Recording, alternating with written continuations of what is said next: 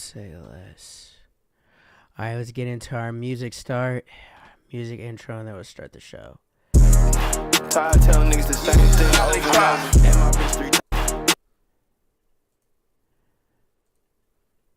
Tired of telling niggas the same thing over and over. And my bitch 3 times. You niggas don't fucking listen, man. Bitch can't even fuck. Use your head for you motherfucking losing, man.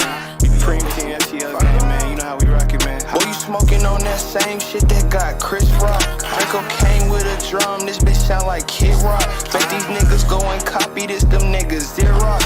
I could move. We still on his ass. We got him gridlocked. One bitch I ain't picky. Fuck me till I'm dizzy. My bitch catch another op, she gon' get some new Rickies. R.I.P. my young boy, that shit still got me pissy. My nephew won't even play my ops, he said it sound too kitty. Bitch want me to fuck with her, but she be acting ditzy. He thought it was clean, I'm still serving cut, no kizzy. Full of looking clean as hell, can't forget that blicky. Chop and shoot like Jimmy, I ain't even had no semi. Every beat shit automatic, supercharged like Hemi. Told my little bitch walkie only, she can keep that Henny. Virgo, he got Trump money, gave myself a stimmy. Told my bitch don't want hibachi, she can keep the bennies. Get them chopped like sushi rolls, play them hoes like movie roles. That boy, he got baby money, bankroll like a 2-year-old. This bitch know she fine as hell, came through built like Ruby Rose. 100K times 10, nigga, I'm gon' need a few of those. Pint of red, it look like a bottle of some hot sauce. All these sticks, thought that we was finna go to Top Golf. Treat him like a thigh shirt, get that nigga cropped off. He said he gon' touch me, see how ain't shit popped off. LOL, hi, I know folks don't like me. Pussing off these pussy niggas really do excite me. Shawty know I'm rude as hell, but somehow she still like me. She know I ain't pussy and ain't that nigga like me.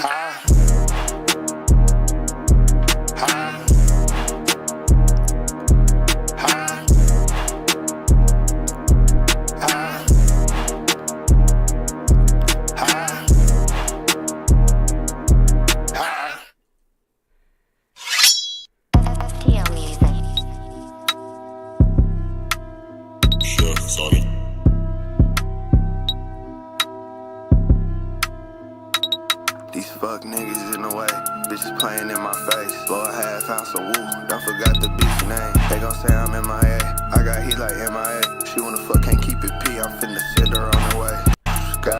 We about to start after this song. I haven't even seen this bitch myself, that's why I lowered the screen. Shout out to KFreg500. It's that new video, half ounce of woo. Half ounce of woo. Sure, sorry.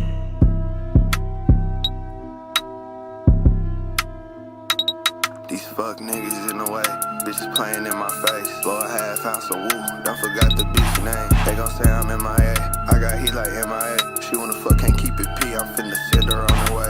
Goddamn nigga, fuck it, give it up. He ain't caught a dub yet, bitch I know that shit tough. I'm in some big fast shit with a kid and sit up. Niggas think they finna roam around this bitch, good luck. 1000s for the tris, 2K for the walk. I'm finna pour another 4 in this $40 pop. We closing shit, just a private shot. Got a little baby shot. I'm rolling Zai out the private stock. She like I smoke a lot. This Margiela, this ain't Marnie. I know it's easy to confuse. Get a POA account, them bitches easy to abuse. I know these bitches pick and choose. That's why Fargo picked a few. Nigga try to pick a fight, I whoop a nigga out his shoes. Yeah, back to the topic.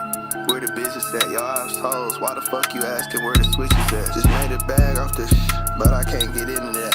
Mortal Kombat with the chrome, told my nigga finish that. I heard these niggas try to rob, so I ride around with stick. Man, this shit all in my blood, I was already rich. Before he seen a blitz coming, he was already hit. Before I knew that was your bitch, she was already hit. These fuck niggas in the way, bitches playing in my face. Blow a half ounce of woo, don't forgot the bitch name. They gon' say I'm MIA, I got heat like MIA. She wanna fuck, can't keep it P, I'm finna send her on her way.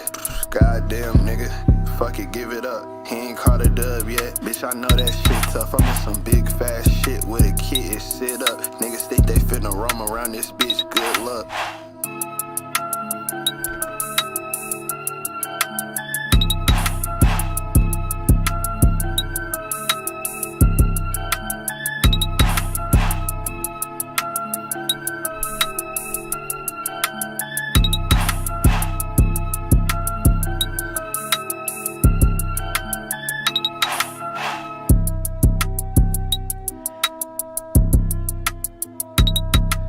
What the fuck? You can't touch my fucking desk here. All of this bitch shakes. I need something. I need like a sticky or something. Shit.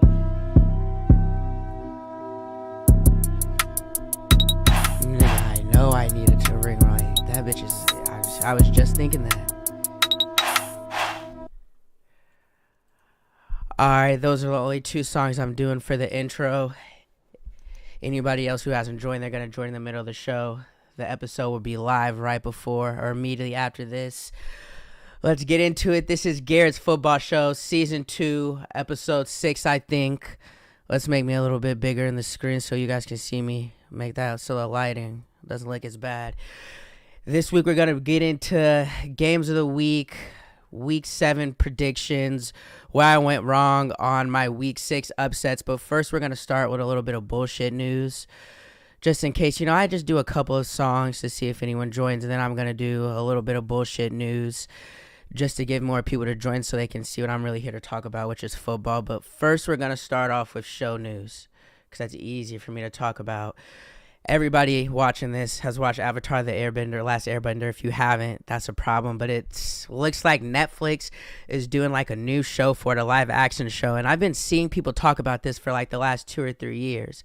But I thought it was one of those things that wasn't going to happen. And then today I saw this. This is the first like official thing from Netflix of the casting of who's going to be who.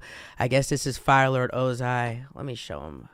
This is Ozai. This is General Iroh. This is Azula. Bro, that shit.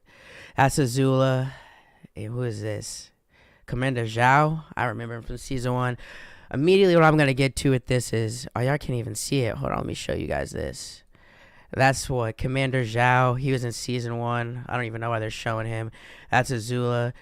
I'm already off the bat. This casting looks terrible. And let me just go and show Zuko real quick. The thing about like shows with Avatar and like Avatar's not like a real like this is Zuko. Trash. Like that doesn't look like Zuko at all. Like let me do this. Let me have this up while I talk about this Avatar cartoon. Like this doesn't look like any of them. Damn. Alright. Cartoon. They're already showing this shit live. Let me show you what my niggas look like. This doesn't look like them at all. The thing about what I was going to say, the thing about like anime or cartoons, anything of the sorts where you try to make them live, the shit they do on these shows doesn't really translate to a live show. And I feel like just with looking at this cast already, like I hate to be a Debbie Downer, but I have a sense about these things. I feel like this isn't going to be good. And they tried this already with the Avatar show or an Avatar movie that came out like, I don't even know, probably 10 years ago now. And that shit looked terrible. I don't need to show anything with that. If you know, you know. So I feel like they're just taking like a show that I grew up on, that we all grew up on and loved. And they're just doing a money grab. Like this is like, bro. Like Avatar, The Last Airbender. Like that doesn't look like Lord Ozai is really what I'm trying to show. Like, bro, this shit just doesn't look good. Like, look at this nigga. Look at this in a cartoon. And then you wanted me to say this looks like him? Am I tweaking right now or does this look like him? Nah, I'm not trusting it. Damn near would have fucked with him a little bit more, honestly. Pause. Like, this doesn't look like this. You want me to say this looks... This definitely don't look like Katara. This is no question. Stop playing. That don't look like Katara at all. Stop playing. So you guys get the point of what I'm trying to say.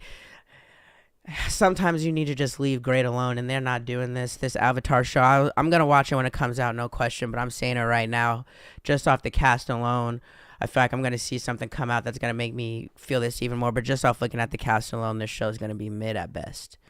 Mid at best. That's our first story of bullshit news. Let's move right into the second one. So, let's see. Let me get this pulled up. It's only going to be 3 bullshit news stories. I just want to talk about all of these. This is basically what I've been seeing on Twitter today that interests me.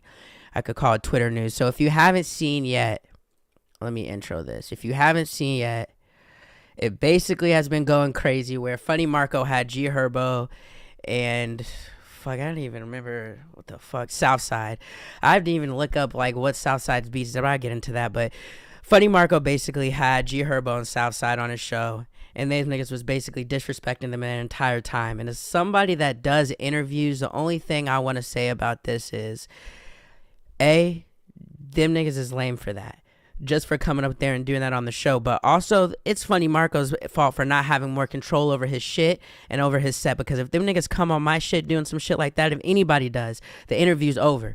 But listen to this. This is really what I got to really going to say about this, because I know niggas like this. Well, first, let me show the video, because I definitely got something I want to say like that with this a little bit more too.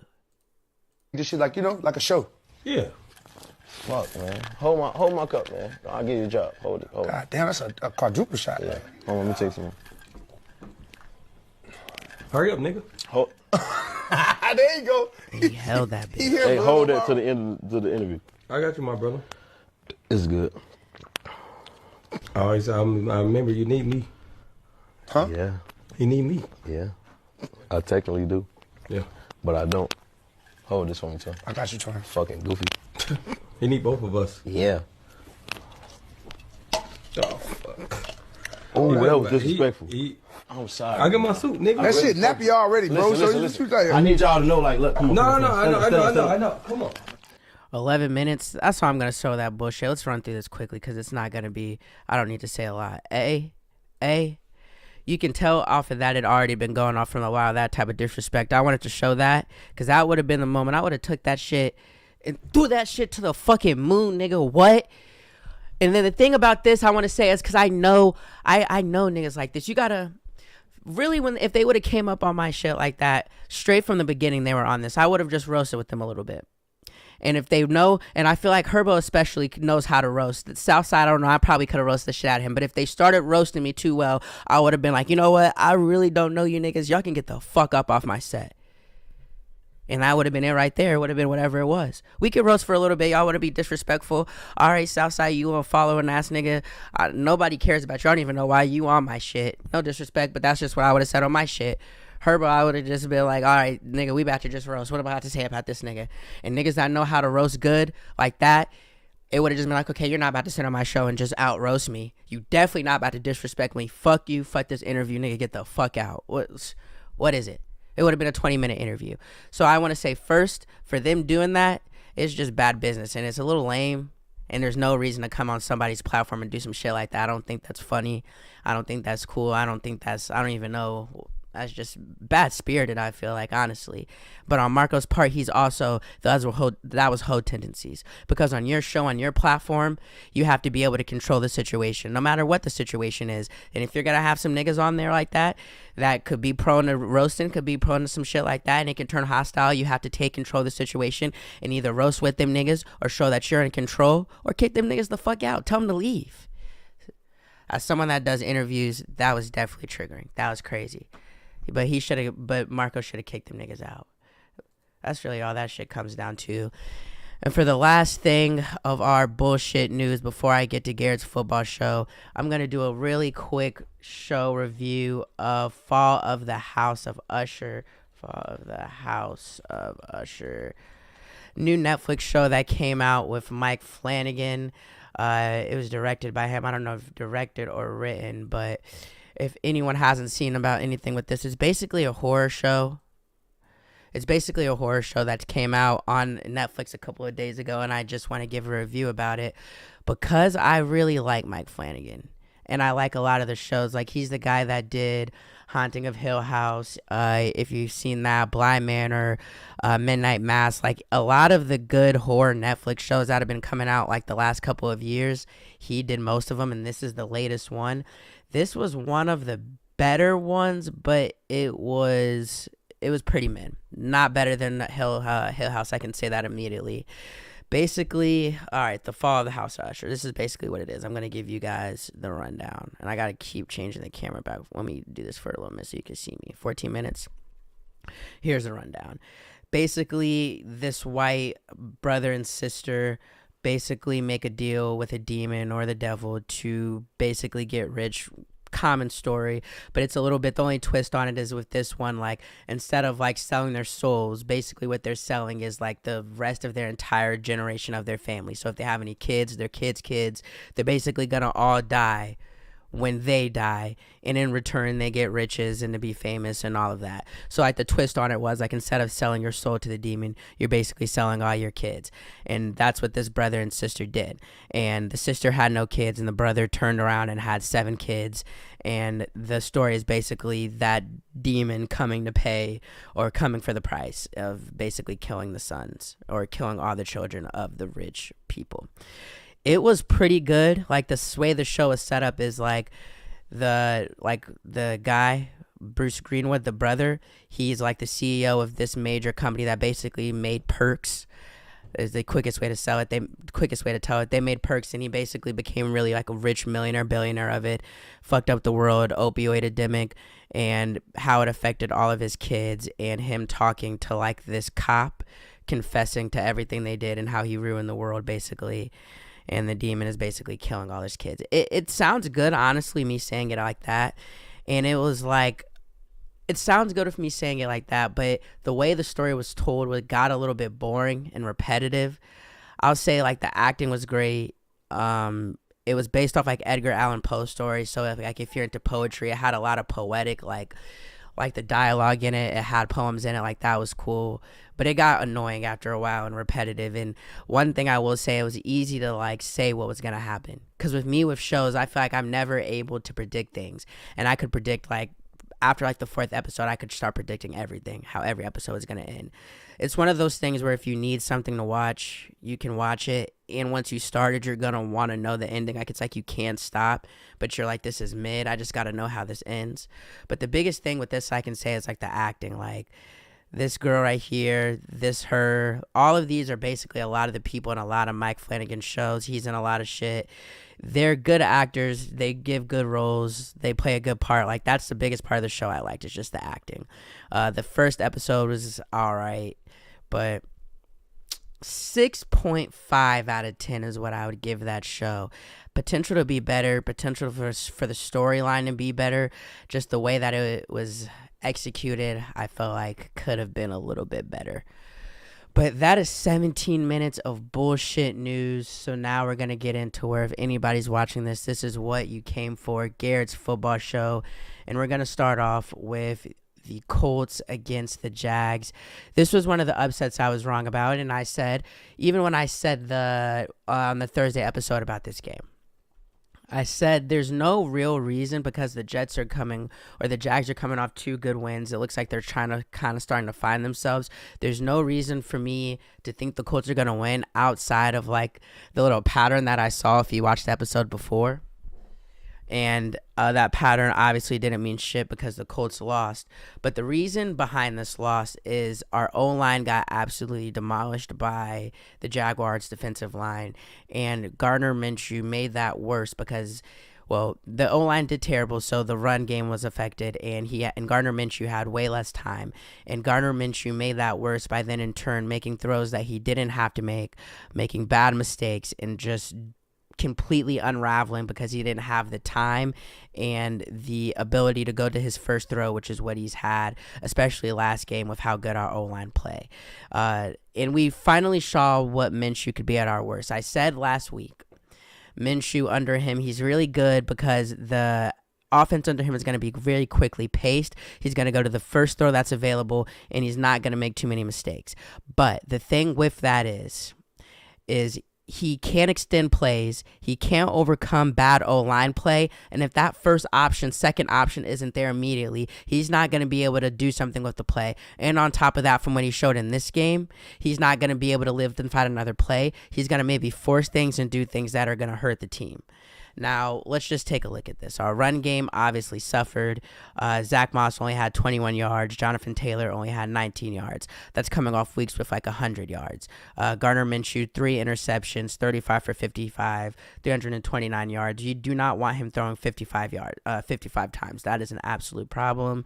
And this was going at the stats, and then we're going to look at a couple other things, but let's take a look at this. Or really, you can just look right here. 3 sacks, 19 quarterback pressures. He was living in hell the entire game. Let me go to the highlights for a second. Well, first, actually, let's look at this. Let's look at the play-by-play. Because I really want to just show a couple of things that just, A, show how bad our offensive line was, and B, some of the mistakes really with those interceptions that Gardner Minshew made, where it's like that O-line play being bad, he then turns around and makes it worse by forcing throws and making bad decisions. Let's take a look at this. That first interception, let's see, 4 minutes and 54 seconds left in the second quarter. All right. Bear with me. Colts versus Jag highlights. And we're going to get a weak ass. Aren't you glad you got the type? Knew that was coming. Pause. But yeah, that's going to be the biggest thing with the Colts going on now with the problems with Anthony Richardson being gone is how good is Gardner Minshew going to be when everything isn't going right for him? If the O-line isn't playing its best, if the run game isn't immediately going right, if you drop back and that first option isn't there, are you going to are you going to be able to make plays? Probably not. But B, are you going to do or make decisions that are going to hurt the team, a la making bad interceptions, a la taking sacks when you don't need to, a la trying to like prove something that you don't have to prove, and then by doing that hurting the team, because that's really what this is all going to come down for the Colts. I mean, Anthony Richardson, I'll get into that. He's not coming back. Minshew is not going to make plays for us, but at his best, he can be really good. We need our own line to play really, really good, and we need Minshew to not force things. But let's see if I can get these put up. If I keep getting ads like this, I'm going to just say, fuck it. This is crazy. As soon as I want to film, the ads start pulling up. All right, let's see how much time was left in the second when I did this shit. 4 minutes, 54 seconds. All right, bet. All right. Sheesh.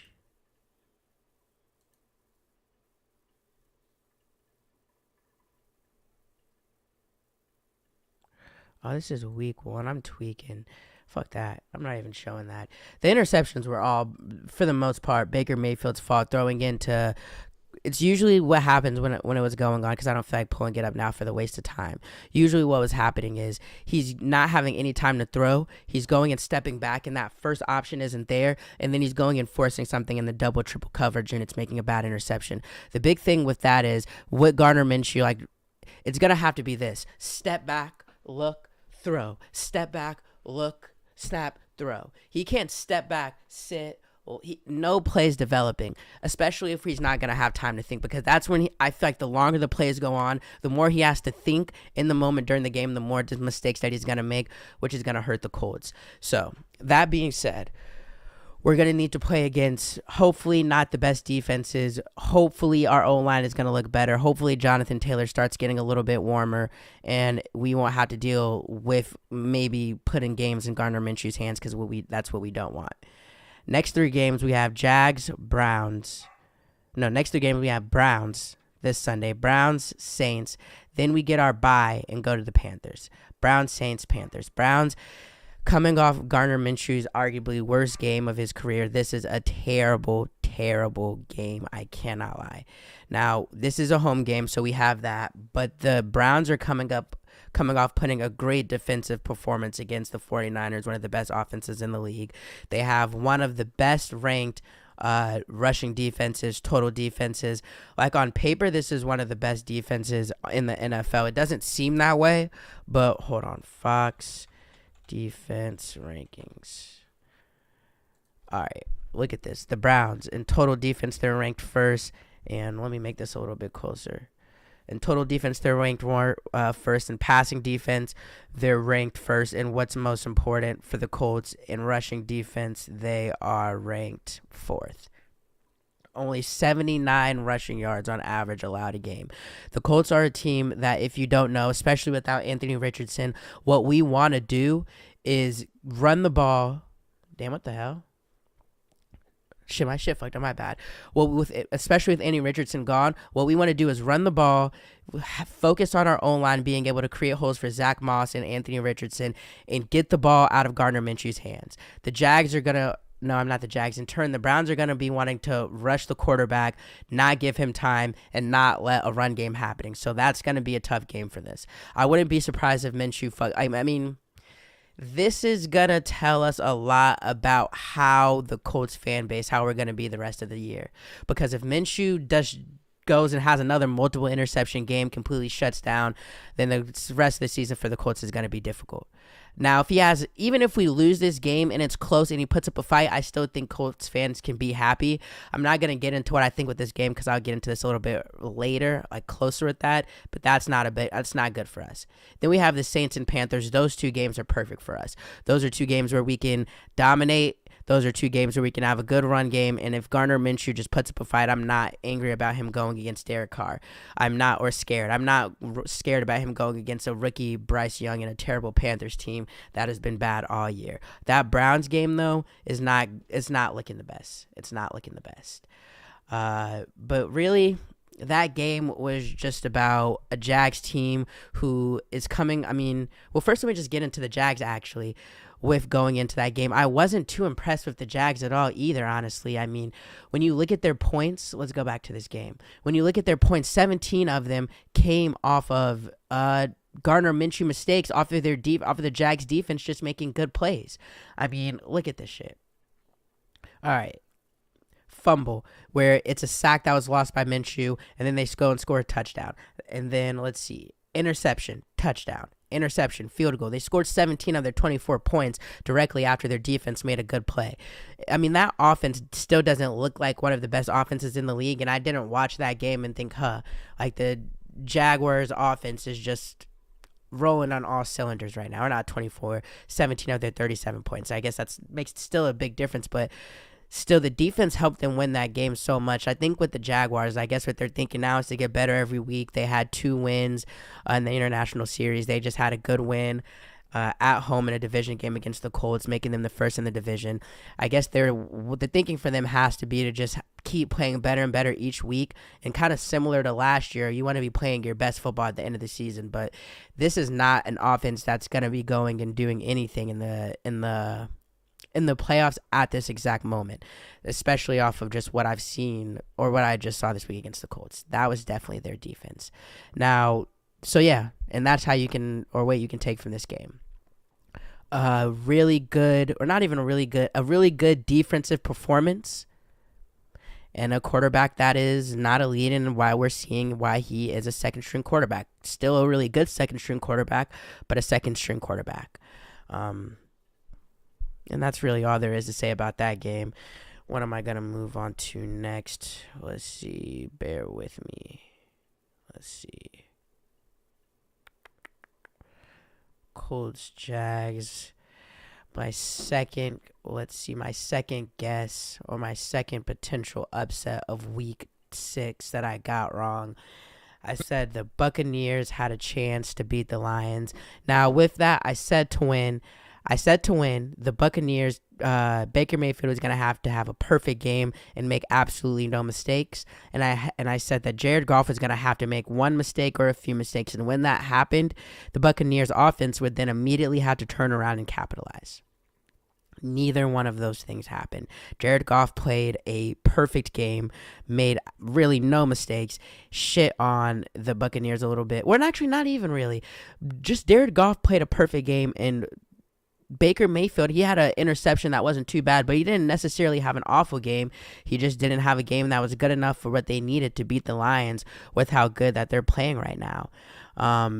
Now, this was a game really of defense on both sides. I mean, I was impressed with both of the defenses. First off, the Lions, them only holding the Buccaneers to 6 points. That's a team that I was coming in and say was being looked over by a lot of people and is still first in their division right now, the NFC South, I believe. But I was more impressed, honestly, by the Bucs defense, because looking at this, like even at halftime, it's 3-10, and right here, instead of getting a field goal, if the Buccaneers had gotten a touchdown, it's a tie game, 10-10. And even at the end of the game, the Buccaneers defense gave their offense a chance to come back and win that game. So while I really was impressed with that Lions defense, they did good. Let me just look at the stats with that, because the Lions defense had a great game as well. Let's see. 1 sacks, 4 QB hits, and I feel like they definitely had more pressures than that. But so while the Lions did have a great game and they definitely won in this battle of defenses, for some reason I was more impressed by the Buccaneers holding one of the best defenses in the league to only 20 points, and for them having the opportunity to win that game at the end. And with this third quarter drive that I was talking about, I'm definitely going to look at this, because this is in the whole game. While, if he didn't do this interception, while he played better, Baker Mayfield, that is, the Buccaneers could have won this game. This is the drive, their first drive after they get a missed field goal by the Lions, which is a gift and unusual. Their first drive of the second half is when they had a chance to win this game, and that's why I just want to show this a little bit. Let's see. Lions. Let's just Buccaneers. I want to show this third quarter drive because this is really the chance in the game where the Buccaneers had a chance to win and they didn't make the most out of it. Let's see. 6 minutes.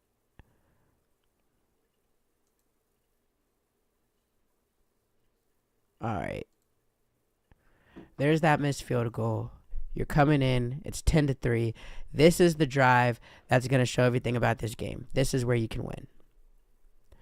And that's a first really good throw. Who is that to?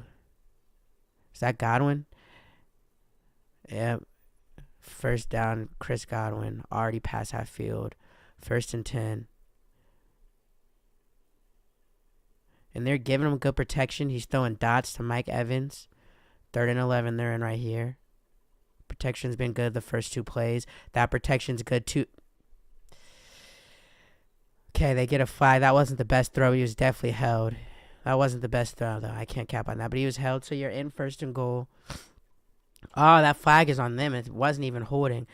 That's right there. You got to make that throw. 3rd and 11 is what you're in. That drive, it starts off good. You have a couple of good throws, but that is the only time. Let's see. That's the only time where they really had the decision to win the game, and it felt like when they didn't score right here, and then the Lions came around and just scored a touchdown immediately after that, it was over with. But honestly, game of defenses, but I'm not too down on the Buccaneers after that loss. I feel like they still have a chance to be in the playoffs and still have a chance to win their weak-ass division. Lions, another impressive win because the Buccaneers are a good team. That defense only held them to 6. They only scored 20 points, but Jared Goff had an amazing game. I feel like I actually won a show because I feel like on the drive after this where they scored this touchdown, I feel like Jared Goff did some hard shit. But that's neither here nor there. We don't need to see that. It's another time, another day. But I was wrong about that. But honestly, if the things that I had said with this upset had happened, then I would have been right. If Jared Goff had thrown an interception and if Baker Mayfield probably hadn't thrown an interception and scored on this drive and found a way to not get it into a field goal, I think that's a different game. But I'm always going to try to find a reason for why I was right. All right. Moving on into the 2 upsets that I didn't call. That for some reason, how was I going to see these? The 2 upsets of week 6, the undefeated teams that got beat, the 49ers beat by the Browns, Eagles beat by the Jets. We're going to start with the Eagles-Jets on this one. Basically, this game is all about the Jets D-line fucking up Hurts and fucking up more importantly, the Eagles O-line. Kind of like the Colts and what happened with that game. But the thing about it that's even crazier is if Jalen Hurts wasn't as good as he was, that game would have been a lot worse because there were plays where Jalen Hurts is extending, where he's getting out of the pocket and throw the ball away, and he's not taking like a sack where he shouldn't be. So I can say that right off the bat. If Jalen Hurts wasn't as good as he was, let it be clear this game would have been a lot worse. Now, with the interceptions for this game, even with the interceptions, let's see, these first 2 interceptions were not Hurts' fault, which is why this game doesn't scare me or make me believe in the Eagles any less than I did before this game. Because both of the first 2 interceptions, I can't say, I won't say these are on Hurts or this is his fault, and I'm going to go over these because it's just the D-line causing pressure and unlucky shit happening on both of these. So let's look at both of these. Hold on. The first interception. Let's see.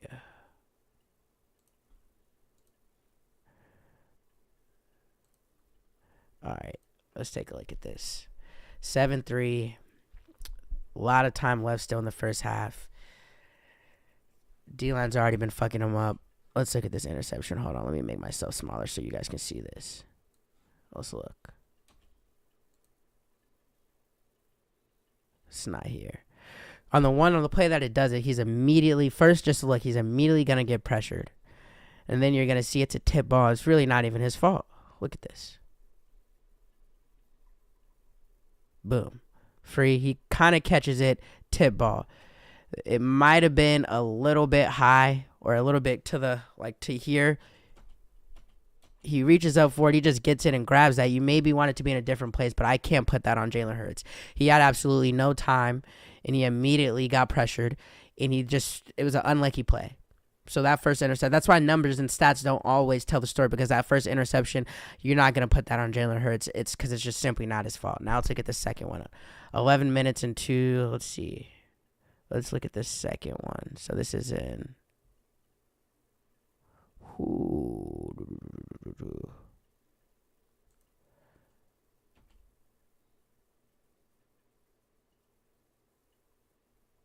Yeah, that's that second one. So let's look at this. It's coming up here after this play. This one, you could say it's a little bit more his fault. Here we go. Coming around, he's getting pressured again. Both of them come up and beat their man's hit from the side, and it throws a wobbler. That one, it's like, okay, maybe you want to see the pressure coming in, and maybe you can say that's a decision-making thing. But I also don't really want to put that 100% on Hurts, because, look, both of them get beat. He gets beat. He's getting that pressure in. He's trying to throw a dart downfield. I don't really want to put that one on Hurts either. That's an unlucky interception, and it throws into a wobbler where that guy can catch it, and it's easy to make happen. That third interception, though, I don't know. Do I have it? Yeah, I don't have it exactly where it is, so I don't even want to look at it. That one was his fault. But it's when you're coming down, like, look at the situation, because I feel like with interceptions, with things like this, you have to look at them, and the situation of what they're happening is just so important. Hold on, let's take a look at this. Of when he threw this last one, because I want to see this. All right. So, they're coming in. They got this missed field goal. That's is another thing where it's like, if you don't get this missed field goal here, maybe you win. Maybe, or if that, like, it puts you up 17-12. You get this interception here. He's trying to win the game. He tried to fit the ball into a bad place. I'm trying to cape from a little bit here, and I'm not even going to do it. That was a bad interception. You can't make that decision right there on that game. But this game didn't, like I said, make me more impressed with the Jets any more unconvinced of the Eagles, because that D line of the Jets is what the Jets have been going with the whole season. Now that Aaron Rodgers got hurt, the Eagles, like, Jalen Hurts didn't make any mistakes per se. That it makes you worried about the offense. I'll say that. It can make you worried about the offense, the offensive line, the offense that has been having problems. Like, all 5 of their wins, and I said this, I'm still not convinced in them because they didn't look right. The offense didn't look like they have all new offensive and defensive coordinators. You see the video coming out of A.J. Brown yelling, I forget what game that was, of A.J. Brown yelling because he's not getting enough targets. I think it was in a win. I think it was like in a Monday night game against maybe the Commanders. You're seeing that video of Jason Kelce yelling on the sidelines, who seems like one of the calmest people. You see Jason Kelce yelling on the sidelines, and that's all to say, like, this offense didn't look good all season, and that loss didn't do anything to make them look any more scarier, or for me to be any more like, oh my God, the Eagles are so bad. And then with that, they just, bringing this up because it's right here, they just signed Julio Jones like a couple of hours ago. It was just reported they're going to get more help on offense. That game wasn't the game to make me not believe in the Eagles. And I said that the Eagles were going to have a very tough tough few games coming up, and if that they were able to win those games, they would be the things that the Eagles need to have people start convinced in them. I didn't expect them to lose this Jets game, and this Jets game isn't a convincing on believing in the Eagles anymore or any less. But I can tell you what is. They have Miami next at home. Then they have a division game at Washington, which is always going to be hard. Then they have Dallas, Kansas City, Buffalo, San Francisco, and Dallas again. That is crazy. And for them to lose this game that they should have won and needed to win when it's already been looking shaky for them and they're coming off this gauntlet, it can look really bad for the Eagles really quickly, or they can come and turn around and beat Miami at home, and no one's going to care about this loss anymore. Because that, again, this loss doesn't do anything too much about where the Eagles were in my head before it. They should have won this game. The Jets defense came up and played a humongous game and aided so much in the Jets winning, but that doesn't make me think anything about the Eagles less. Now, on to the Jets. That offense, like that, Zach Wilson isn't having great games. Like, that shit is like watching a Steelers game where you're like, how are they winning these games? Because Zach Wilson is, I mean, he didn't make any mistakes and he played a really good game, but he only had about 2 or 3 good throws. Like, that is all on the, like, this was a punt party. Let me look at this. Or a field goal party. Field goal, field goal, field goal, field goal, field goal. They got 1 touchdown after an interception. Like, and that's another reason where it's like they just stopped, the defense of the Jets just stopped the Eagles because the Jets offense didn't do shit. Those 20 points is 90% field goals. So it's just kind of like, that was a weird game, but it doesn't change too much about what I think or what I thought about the Eagles. Sheesh.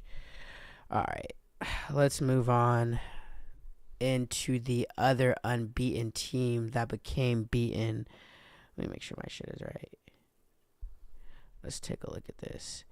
At the other unbeaten team, the 49ers lost a really best game of the week to the Browns. And the Browns basically held one of the best offenses in the league to 17 points, and they had a few game-changing stops in the beginning of the game that what came out to them winning right here. Touchdown, intercept. The first 1, 2, 3, 4 out of the first 4 times the 49ers had the ball, 3 of them they got in the end zone, and they only came up with 10 points out of that. So on the first drive of the game, they got a touchdown. Christian McCaffrey went crazy. It looked like the 49ers of how we've seen them, and it looked like they were going to immediately win the game, or they were going to do what they've been doing all season. Then the Browns, Fred Warner comes and gets an excellent interception, which is a great play by him. And really, let me see. But like the first 2 drives of the game for the 49ers off, like the first drive on offense and the first drive on defense, it just looks like they're automatically going to be doing what they do and doing what they've done all season, completely rolling over teams. Then they get that interception, and then they get the interception. They're at the red zone, only come up with a field goal. Then the Browns come up and get a missed field goal. They punt. Okay, this is 3 and out. This is the Browns showing their defense again. But then they get in the red zone here, and it's a field goal. This right here happening, I think, again, is the beginning of the game, playing a very big part of the entire game. You get a missed field goal here. Instead of, first off, the missed field goal is crazy. You should already have 10. But even the 49ers not scoring in the red zone is crazy. So even if you don't score here, you make it it should be 10 here, 10-0 here if you make it. 14-0 with how good the 49ers are.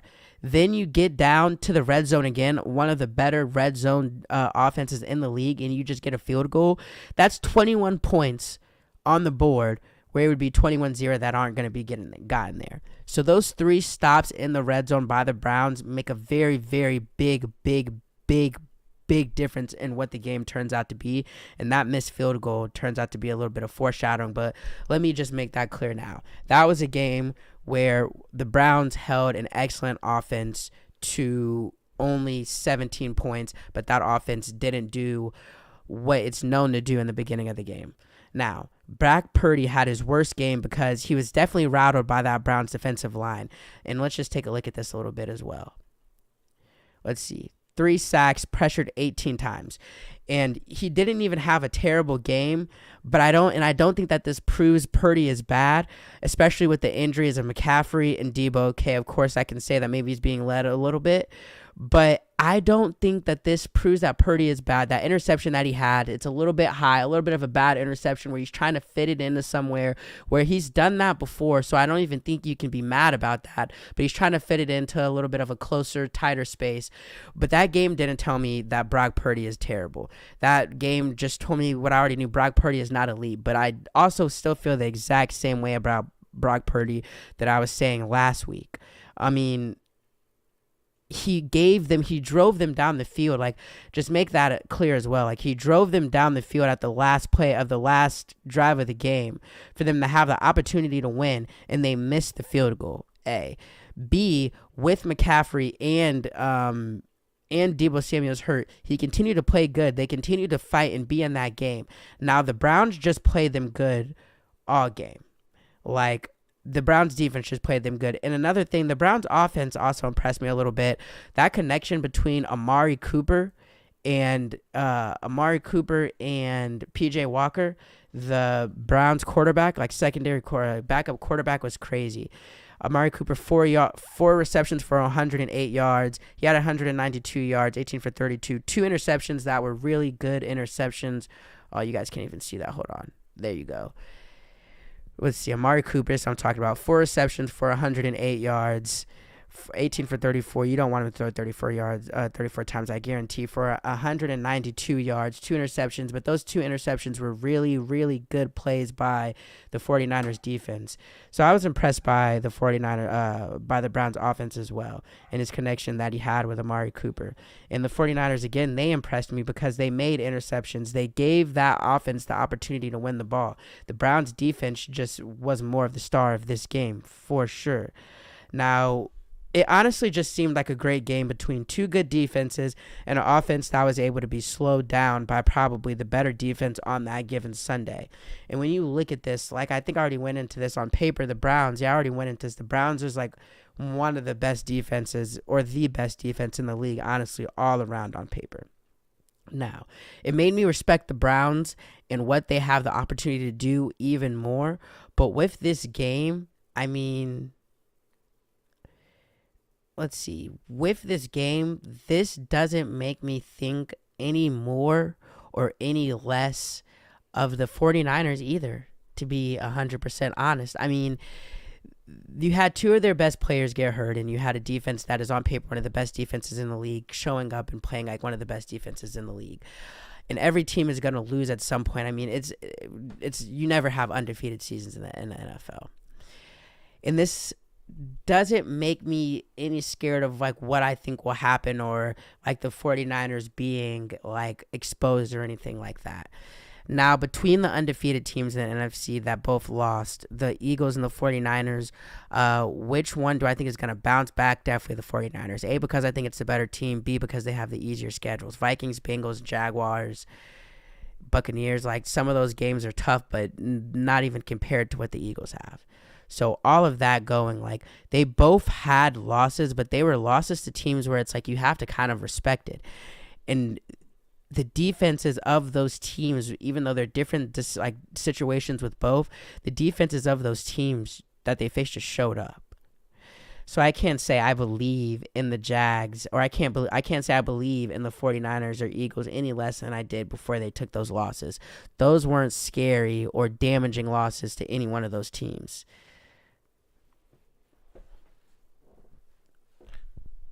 Watch out, nigga. Let me shit your bed. But that wasn't anything that I could say like 49ers, I don't see them any less good because they lost to the best defense in the league, and the best defense in the league showed up. The Eagles, I don't see any less of them because I already was nervous about the Eagles, and I already wasn't sure about that offense that for 5 games and for a whole season last year until the Super Bowl looked a little flaky. But between the two, just to round it up on that, the 49ers are definitely going to be the team that's going to have the better chance of bouncing back. A, because they're better. B, because their schedule is much easier. Now, let's move on. So we talked about Colts. We've talked about, let's see. Actually, with a little Colts news, I want to get into Anthony Richardson because I didn't talk about that. Schefter reported earlier today. Let me see if I can find it. Let's see. It looks like Anthony Richardson, he's going to miss the rest of the season due to that injury. The shoulder injury is going to get season-ending surgery, and he's going to be out for the rest of the season. This is something that I was saying, honestly. First off, let me just say this. This is probably the best for Richardson, and all Colts fans need to realize he's 21 years old. Him sitting out the rest of the season, this means nothing. It's completely different than what I said when I said you guys, Colts fans, need to be patient, but it's the same thing as what it ends with. We have to be patient as a community, as a fan base. Gardner Minshew, if Steichen is able to call up the plays that I think he can, get the offense moving fast, and the O-line is able to protect us, we still have a chance to get to the playoffs. And with him sitting out, I think he can learn from Minshew a lot of things. I think he can learn what not to do, and I think he can learn quick throws, getting the offense in and being precise at a point. Then on top of that, let me just get into the conversation of how the Colts were using Anthony Richardson. We got him for that nigga to run the ball, for him to be a dual threat quarterback. We're gonna have plays where he's gonna run a lot. It's him and Jonathan Taylor and now Zach Moss. He was gonna get run into the ground, pause, one way or another. The thing about it is because he's so big and so athletic, I feel like it's on him and on Steichen, who, coached Jalen Hurts, who is clearly an offensive mind from the plays that he calls up. It's on Steichen and the Colts as a franchise to teach him when to use the athleticism and when to slide, when to get the fuck out of bounds. Because I said this last week, like even the injury he got hurt, it's like if he was a normal type of quarterback, he's going out of bounds, he's sliding out. But instead, because he knows he's so big and fast, he's trying to turn up field and get extra yards, and now you're getting popped and having all that weight come up on your shoulder, and you're out for the season. So it's just a rookie making what I feel like are rookie mistakes, but I think this could actually be good for the Colts, because one of the things, like I always say with rookie quarterbacks, is you have to be patient with them, and you have to give them the opportunity to grow. And what growth means for every quarterback is different. But yeah, before that was looking like that was going to be 4 weeks. That's going to be 7, not even 7. That's going to be the rest of the season that he's out. Just shout out to him. Let him have a good let him just heal. Let him learn. And next season, I think he'll come back and he'll be better and he'll look better. And I think him being in the Colts room and learning under a lot of people would just turn out to be a blessing in disguise for the team. Let's see. I talked about the Eagles getting Julio Jones. That's only going to help them. Is there anything else that I'm missing that I want to talk about? Colts versus Jags. Talked about Lions versus Bucks. Eagles versus Jets. Browns versus 49ers. It looks like I talked about everything I wanted to get to today. Let's get to our Week 7 quick updates. Or Week 7 quick guesses. Jags at Saints. Jags at Saints, I'm going to go Jags. Steelers at Rams, Steelers. Raiders at Bears, Raiders. Browns at Colts, Colts. Bills at Patriots, Bills. Commanders at Giants, Commanders. Falcons at Buccaneers, Buccaneers. Lions at Ravens. You know what? On Thursday, I'm going to get into this game a little bit more. I'm going to save this. Cardinals at Seahawks, Seahawks. Packers at Broncos, Packers. Chargers at Chiefs, Chiefs. Dolphins at Eagles. I'm going to go Eagles. No, Dolphins at Eagles. I'm going to go Dolphins. Niners at Vikings. I got Niners. That is all for tonight's stream. I feel like I got through everything pretty fast. That's 53 minutes in. Again, if you watch a second of this, a minute of it, 2 minutes, the whole thing, thank you. I appreciate it. You guys stay safe out there. Garretts Football Show live stream is going to come back on, let's see, what's today? Tuesday. On Thursday, we're going to do the same thing, give some bets, give our upsets of the week, talk about the Ravens a little bit, but that is it for this